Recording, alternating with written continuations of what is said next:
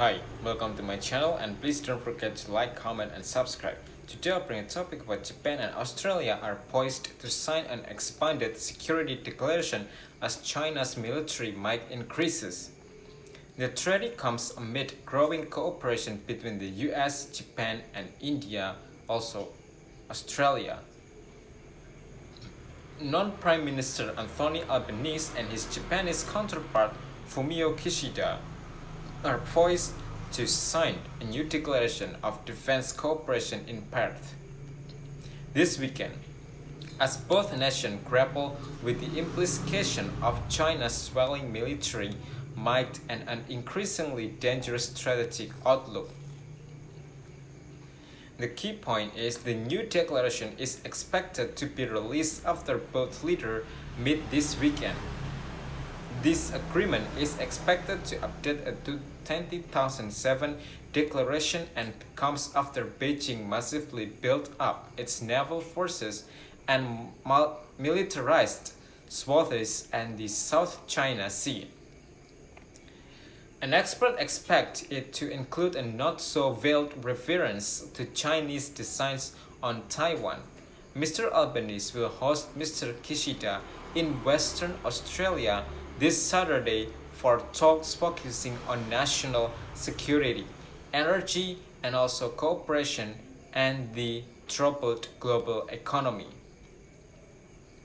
When they met in Tokyo earlier this year, the two leaders said Japanese and Australian officials were working on a new joint declaration on the security cooperation and updating a landmark pact signed by Prime Minister John Howard and former Japanese PM Shinzo Abe in 2007.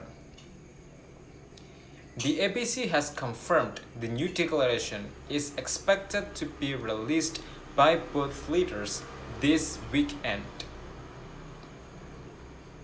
The news was first reported by Japanese outlet Kyodo on Monday morning.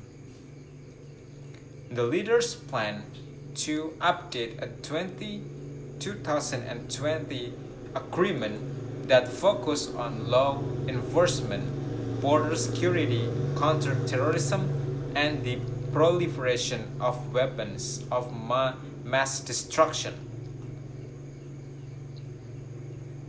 And then the next is the ABC has been told the 2007 agreement is now out of date and the new pact will be much more ambitious and complement the Japan-Australia Reciprocal Access Agreement or RAA, which Mr. Kishida and former Prime Minister Scott Morrison signed in January after years of negotiations.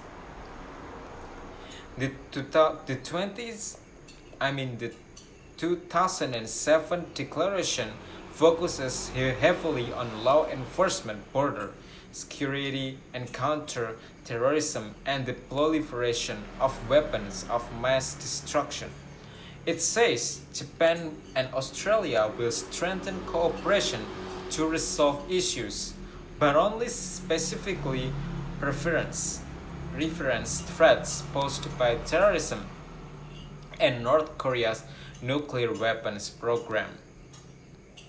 But since 2007, Beijing has massively increased its naval forces, as well as militarizing swathes of the South China Sea by building up land features armed with fighter jets, advanced missile systems, and other military equipment.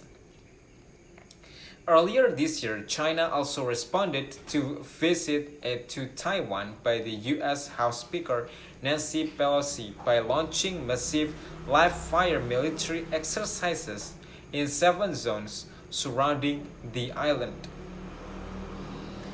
In addition, Chinese Coast Guard ships have reportedly harried Japanese vessels in disputed areas of the East China Sea in recent years.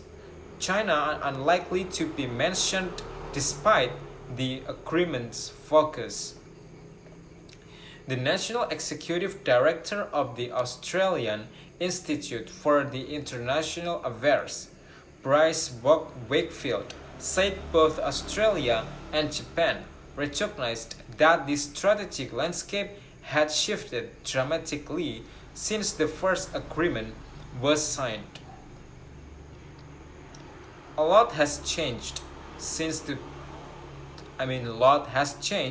since 2007, both in terms of regional security as well as in Japan legislative arrangements around defense policy, he told the ABC. Japan's self-defense forces law was changed in 2015 to allow the country to counter China's naval tactics, Dr. Wakefield says on Xinhua via AP. Dr. Wakefield said the new declaration might include some sort of general statement that Japan and Australia will work against actors seeking to change the status quo in the region by force, which will be not so veiled reference to Chinese decision on Taiwan. However, I would be surprised if China was mentioned specifically in the new arrangement, he said. There's really no need. Everyone knows what this arrangement is about. Japan and Australia have already ramped up the military exercises over the last 5 years. It is including with partners like India and with the United States, which has formal military alliance with both Tokyo and Canberra.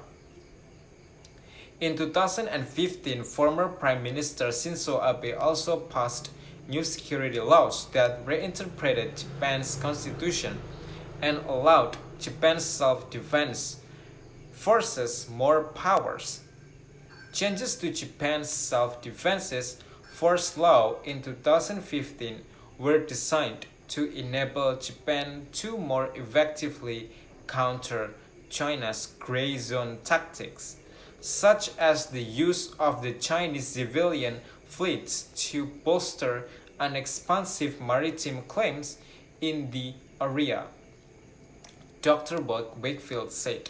Meanwhile, Japanese and Australian politicians are continuing to scrutinize the reciprocal access agreement, which still needs to be ratified by the parliaments in both countries. So thank you for watching, and don't forget to like, comment, and subscribe.